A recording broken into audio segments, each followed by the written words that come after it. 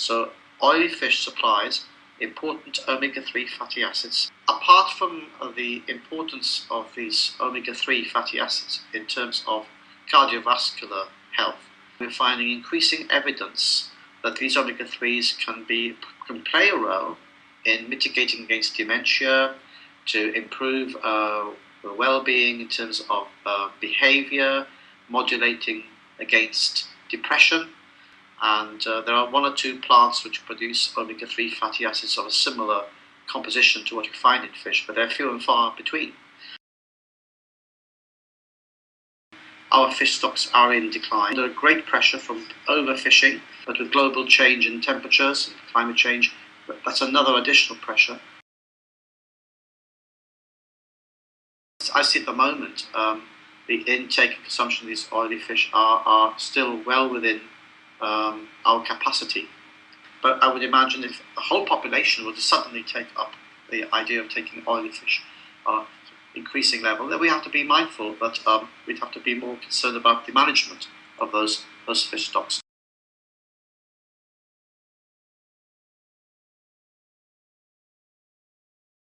We are concerned very much about the use of wild oily fish stocks as a source of oil to feed into the aquaculture industry. So as fish farming becomes an important industry, and the farming and raising of oily fish like tuna and salmon, then yes, we are then going to be putting pressure on wild oily fish stocks to make the oil and the fish meal necessary for the target species such as salmon.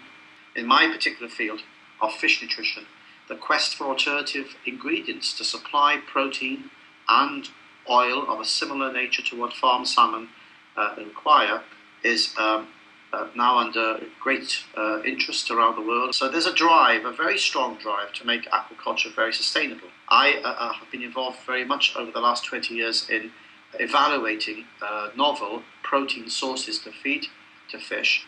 The amount of fish meal and fish oil has dropped substantially in the feeds designed for salmon and trout and other carnivorous fish. So the drive towards alternative protein sources for such fish is a key goal on the agenda.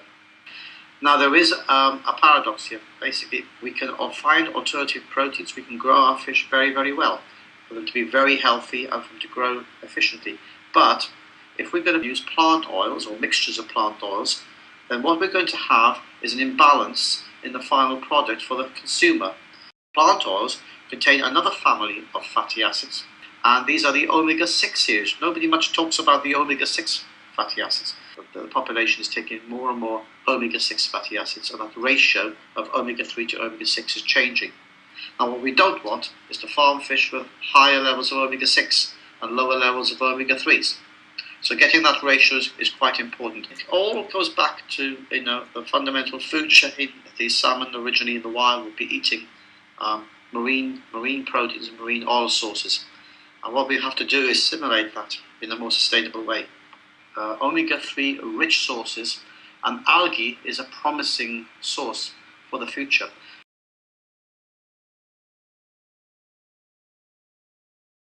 The correct word in the industry is the trimmings. It's the head, it's the frame of the fish. We can recover a good proportion of that and then put that back into the aquaculture food chain as a safe and reliable marine protein. So we can put marine proteins and marine oils into the aquaculture food chain, but it's better if it does come from as a byproduct.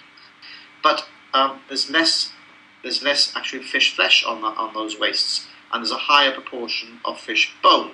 So these are a different kind of fish meal, of a slightly inferior quality to the fish that are caught specifically as industrial fish to produce fish meal. The fish meal industry is very tightly regulated and highly managed. So there's a standing amount of fish that can be used directly for aquaculture as fish meal. However, we can't eat into that anymore. The only way we can sustain aquaculture growth is not by incorporating more fish meal into the diets. In the United Kingdom, there's stocks being managed now in protected zones and for recovery, and quota systems are being introduced, as we all know, from the European Union. But there's been lots of concerns about these quotas, whether they work or not.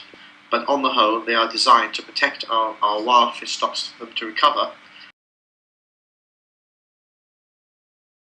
Are we going to see developments for producing fish inland, even in metro locations, in the city, and that kind of thing? They're talking about growing salmon in such facilities and brown site developments, because we can integrate fish production with, say, plant production. We can have an aquaponic system. If you have an integrated system, the waste from the fish can be the substrate for the plants to grow. In London, there's a little group there called Grow Up. They've built a demonstration facility for local education and provide salad plants for Covent Garden through a small aquaponic system. The problem would still be that we would be producing fish through farm systems, and we still have to provide the omega-3 fatty acids, lipids, oils in their diet.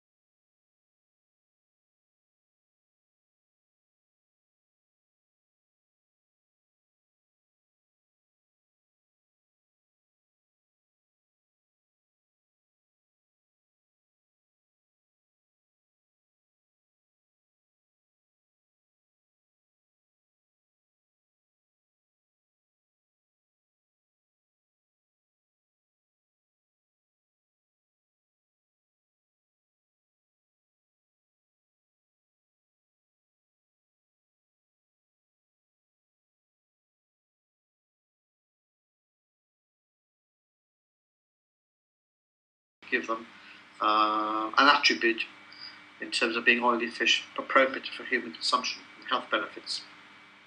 So that's sort of the crucial challenge, isn't it? Well, okay. Do you eat your fish for its oiliness, for these important omega-3s, or do you eat fish as a source of protein? Well, some fish are lending themselves better to be a protein source. They may not be very high in the essential oils or omega-3s, but they'll be very good for something else. So we can't negate all types of fish as being important for human consumption. They provide essential nutrients, protein, omega-3 fatty acids. Marine species of fish provide selenium and zinc, which are equally very important trace elements, essential for human health.